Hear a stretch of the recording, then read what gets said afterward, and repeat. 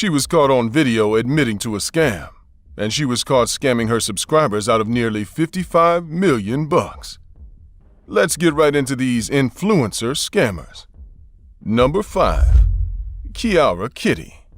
For some people, kindness is second nature to them, and when they hear their love interest needs money, they give it without blinking, even if it's their life savings and even if they've never met this person in real life. This is the story of the 7 men that Kiara Kitty allegedly scammed online. Kiara Kitty is a Singaporean celebrity Twitch streamer with over 214,000 followers with whom she shares her daily activities. 2021 was quite tough for her right from the beginning.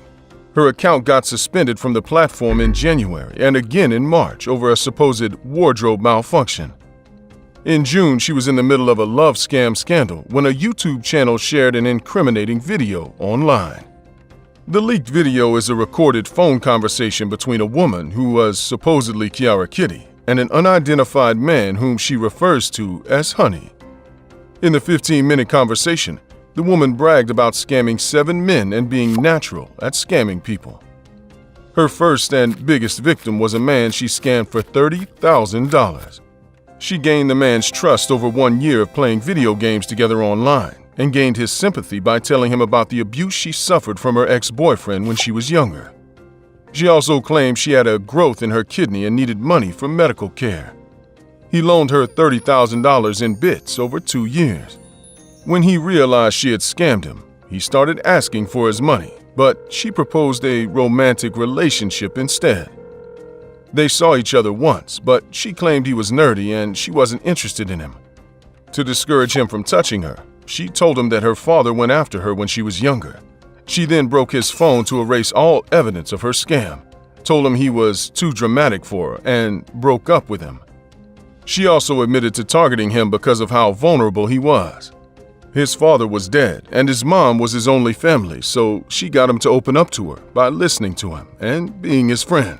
The entire scam went on for about 2 years. When he reported her to the police, she lied to them that she was his girlfriend and he was just angry about an earlier fight and that he had been taking care of her. She then bragged about how the police would never be able to trace the money and how it was her victim's fault for giving her their money in the first place. Her other victims included a man living with disabilities and another man she collected $60,000 from for her fake kidney tumor. The guy worked 2 jobs and gave her all his money, and he was bankrupt and skinny when she was done with him. Kiara Kitty later denied the accusations in an Instagram post. She said she had heard rumors about her that weren't true, and she had contacted the police to handle the matter. But several accounts on Instagram talked about how their friends had been Kiara Kitty's victims in the past. Kiara Kitty never faced any fraud charges. Today, she's still a celebrity on Twitch, doing streams and making money. Between 2020 and 2021, she made about $122,000 from sharing live videos. Number 4.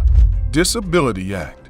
In 2013, Twitch streamer ZilianOP accidentally revealed his disability scam when he miraculously got up from his wheelchair and walked away from the camera easily. Fans were shocked and appalled. ZilianOP had used his platform to gain sympathy donations for months, only for his viewers to discover that he was just a lying scammer. Or was he? ZilianOP, whose real name is Angel Hamilton, became famous in 2013 for streaming video games like World of Warcraft. His online personality was based largely on him being disabled from the waist down after being involved in an accident 2 years before he opened his Twitch account in 2012. Everything went well for ZilianOP until April 5, 2013, when, unaware that he was on a live stream, he stood up from his chair and walked away without any apparent difficulty. He denied creating a false persona to get his subscribers to send him money. According to him, he stood up impulsively when his dog kicked its water bowl and spilled the water and fell immediately after. His girlfriend Brianna, a fellow Twitch streamer under the name Panthoria, exclaimed after he stood up and then continued talking in what seemed like an attempt to hide the fact that ZilianOP stood up from his wheelchair. He returned to the camera seconds later and switched off the camera, possibly after realizing his mistake. ZilianOP, like every Twitch streamer, used his account to receive donations from his fans. He allegedly received about $20,000, which he claimed to use to buy some gadgets for his streaming services, a new wheelchair, and to move closer to his girlfriend.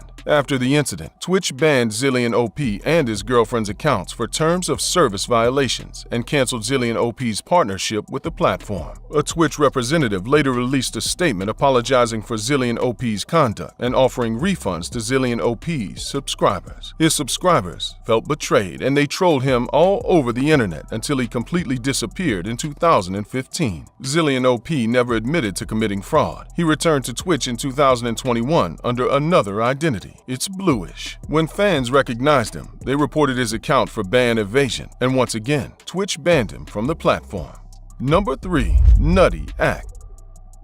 In August 2022, Suchata Kongsupachack defrauded 6,000 of her 840,000 YouTube subscribers of roughly $55 million and fled the country when the police tried to arrest her. Kongsupachack is a Thai YouTube dancer under the name Nutty. According to Watana Kutampe, an officer at the Thailand Cybercrime Investigations Bureau, Kongsupachack regularly uploaded videos on her YouTube channel, Nutty's Diary, flaunting expensive cars, properties, bags, and watches that she claimed she could afford because she was profiting from trading with a broker called IQ Option. But it was all a setup. She only posted those videos to gain the trust of her followers. When Kongsupachack felt her followers and fan club trusted her enough, she invited them to trade Forex with her company, Suchata Co. Limited. She guaranteed them an unbelievable 100% return on investment. As we all know, if it's too good to be true, it probably is. Kongsupachack lured 6,000 investors into her scheme, and they neither saw the profits nor could they recover their initial investments. She posted a video saying she had made a trading mistake and had lost all the money, but she would pay all her investors back in time. It appears that this wasn't her first fraud. She has allegedly changed her name twice, from Leah Kongchak to Nataman Kongchak, and now Suchata Kongsupachack. She has been linked to a fraud scheme involving a couple that failed to deliver luxury goods worth up to $32 million to their clients after collecting money from them. The Malaysian police arrested the couple on fraud charges. It looks like that'll be Kongsupachack's fate as well. Over 100 victims have filed complaints against her, and more people are expected to come forward in the following months. They all want their money back. But where's Kongsupachack? Nobody knows where she is. Authorities think she may have fled to Malaysia, and at the time of this video's release, they haven't found her. Her desperate victims have offered a bounty of $136,000 for anyone who can provide information on where to find her.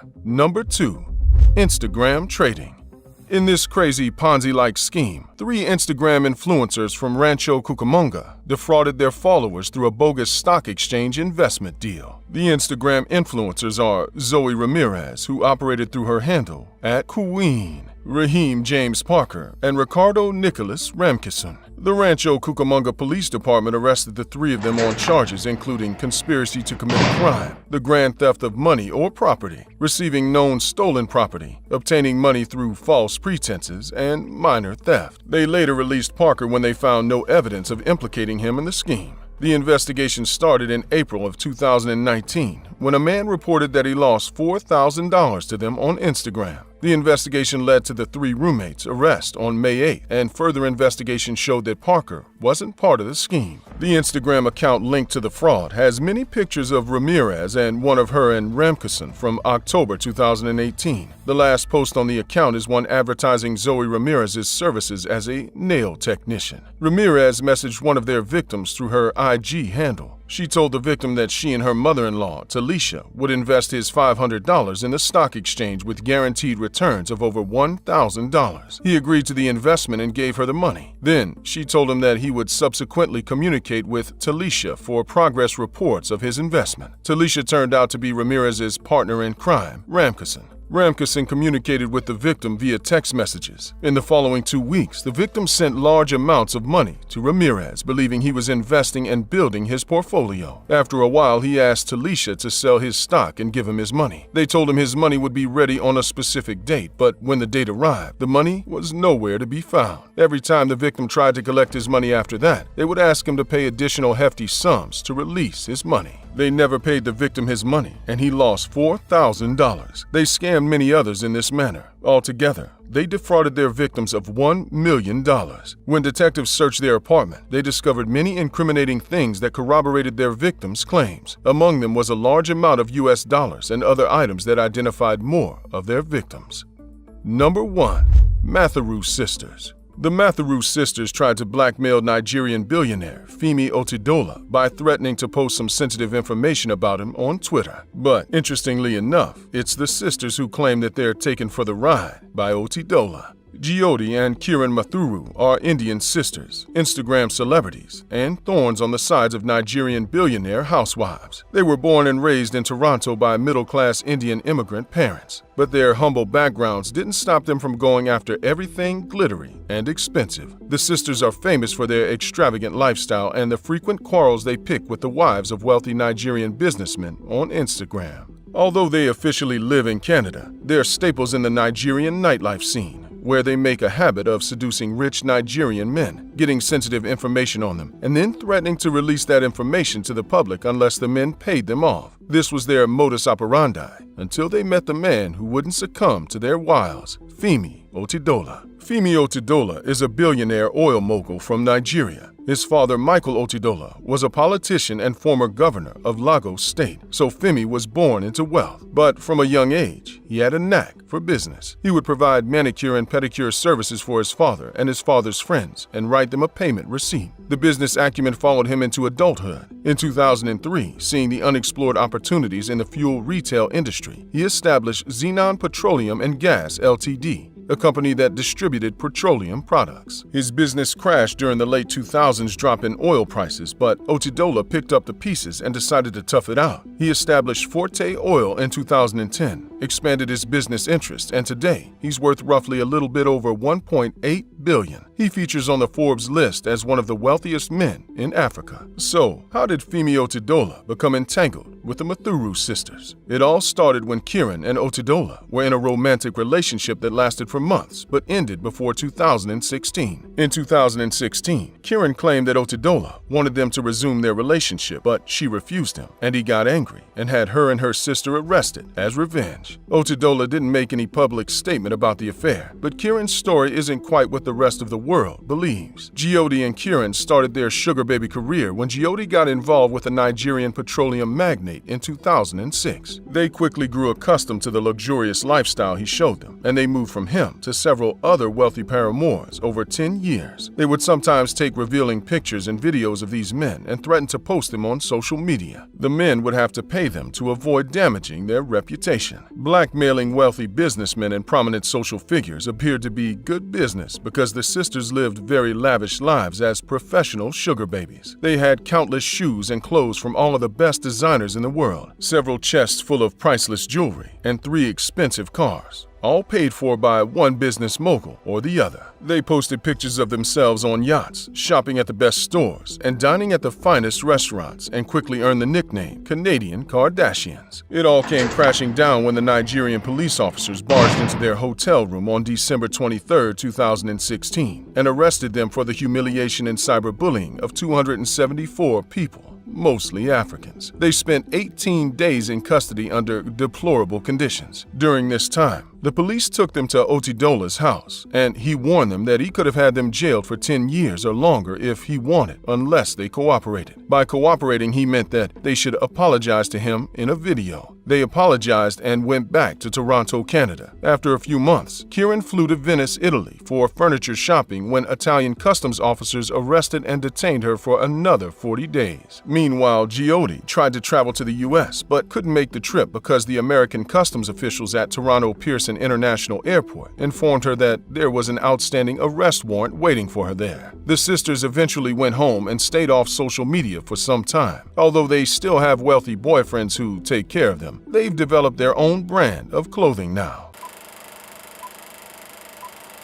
In August of 2021, an anonymous staff member from Yale told school officials that a high-ranking administrator was stealing millions. They claimed the thief was responsible for suspiciously large orders of computer devices through the school's accounts. The administrator named in the anonymous tip was Jamie Petrone. Petrone was the director of finance and administration for the Department of Emergency Medicine at Yale. If you scrolled through her and her husband's Instagram, you'd think she was the CEO of a Fortune 500 company. His posts show off the couple's expensive possessions. Patron's husband, Jameis Codrington, particularly enjoyed showing off their collection of cars. The collection included a Dodge Charger, a red and black Land Rover SV, a black Escalade Premium, a red Mercedes-Benz convertible, and a white Mercedes G-Wagon. These expensive vehicles were often parked in one of Patron's 3 homes, all in Connecticut, a state famous for its high-end real estate market. She also bought a $588,000 5-bed, 5-bath house in Lithia Springs, Georgia. When Patron wasn't in one of her 4 expensive homes or driving her luxury cars, she walked around town in designer clothes. Her favorite brand?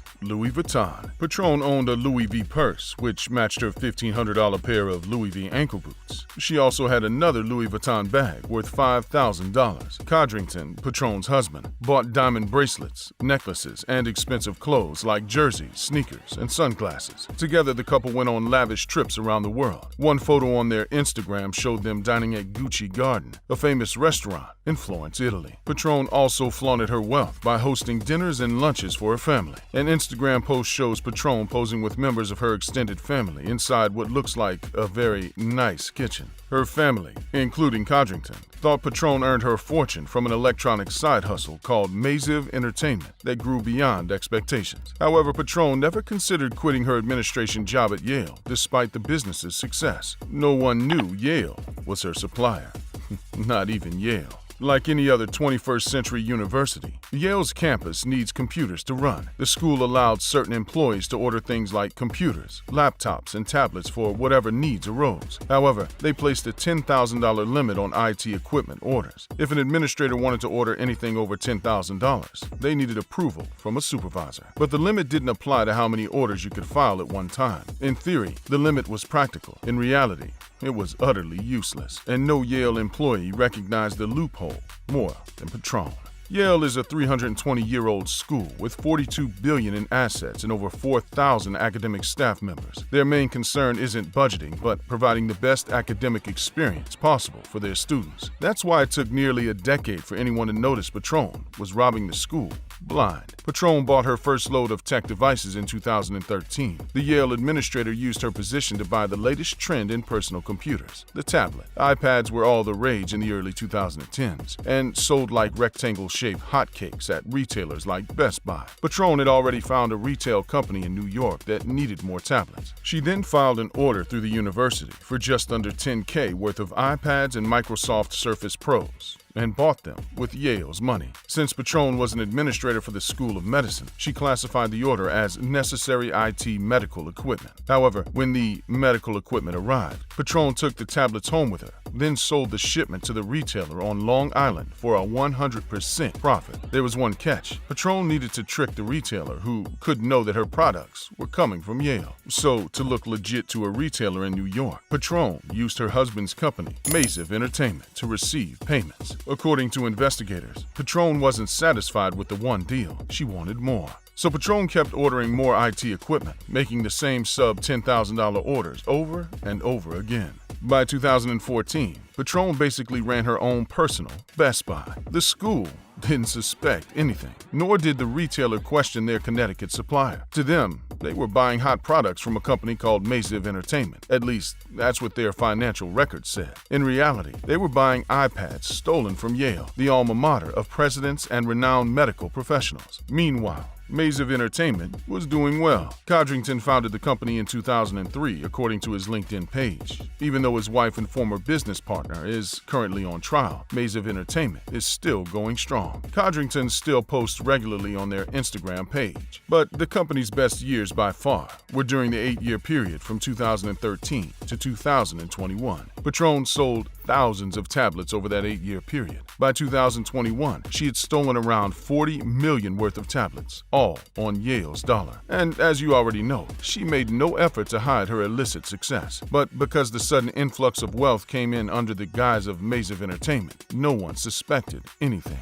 Codrington, the self-proclaimed CEO of Maziv, is also a self-proclaimed hustler. His Instagram, which doubles as his business page, makes Codrington's priorities quite clear. His bio says his name name is Jamisi, aka Coach C. He also refers to himself as an artist in every aspect and a football coach. Codrington then claims he's living that jet life, followed by 3 airplane emojis. The Instagram page @Mazif has a feed filled with evidence of Codrington's clients, including gentlemen's clubs, bars, and models, some of whom pose in front of the white G-Wagon allegedly bought with funds from Patron's tablet smuggling operation. In a way, Codrington and his business were a front for what was really going on. Though Codrington, as of April 2022, hasn't been charged with any crimes related to his wife's schemes, but he and Mazif Entertainment still serve their own unique purpose, keeping the retailer, their family, their friends, and most important of all, the police, off their scent. Meanwhile, back at Yale, a few people noticed the high volume of orders coming from Patron's department. In June 2020, someone finally asked her why she was ordering so many iPads. When Yale officials asked her why,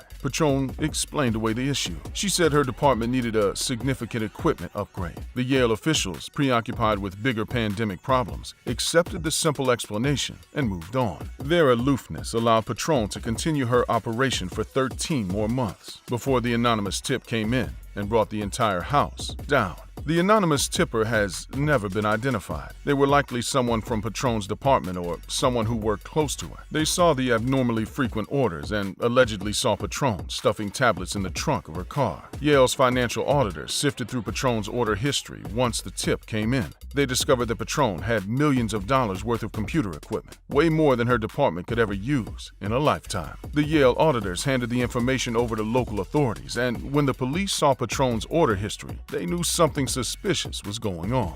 In 2021 alone, Patron ordered an absurd amount of equipment. Records show that on May 26, 2021, Patron told an employee to start filing an order for 100 Microsoft Surface Pros. Patron said the tablets were for a new study, launching on Memorial Day weekend. Like the Yale officials, the employee didn't think much about it and divided a chunk of the massive order into 12 separate purchase orders for 8 tablets each. Each order was worth a little over $9,000, just enough to fly under the limit's radar. The employee filed the rest in 4 other purchase orders for $4,500 each. When Patron got the shipment in, she turned around and sold the tablets for $71,000 to her buyer in Long Island. In addition to Patron's order history, investigators also found shady-looking bank statements on her account. Patron applied for a PayPal loan that year and used her smuggling capital as collateral. Investigators used the information from PayPal to obtain bank statements that displayed 4 months' worth of lavish spending. The statements and order history were enough for authorities to arrest Patron in September. Prosecutors charged Patron with wire fraud, mail fraud, and money laundering. All combined, Patron faces a maximum sentence of 23 years behind bars. She pleaded guilty to all charges and was released on $1 million bail by a judge in New Haven, Connecticut. Patron's plea agreement, the only reason she got out on bail, bled her dry. She forfeited her $560,000 in cash, though the money had already been seized from Mazif's Entertainment's bank accounts, along with 6 of the many high-end cars she and Codrington owned. As for Patron's 3 homes in Connecticut, she agreed to sell them and hand the proceeds over to Yale as restitution. Patron agreed to sell her Georgia home, listing it for $580,000. Besides Yale, some of these proceeds and seizures went to the government. Patron never reported any of her income to the IRS, which lost out on over $6 million in tax revenue. Patron cooperated while awaiting her sentencing from the New Haven courts. No one's sure how many years she'll get, though one law expert doesn't think Patron will get the max sentence. The expert,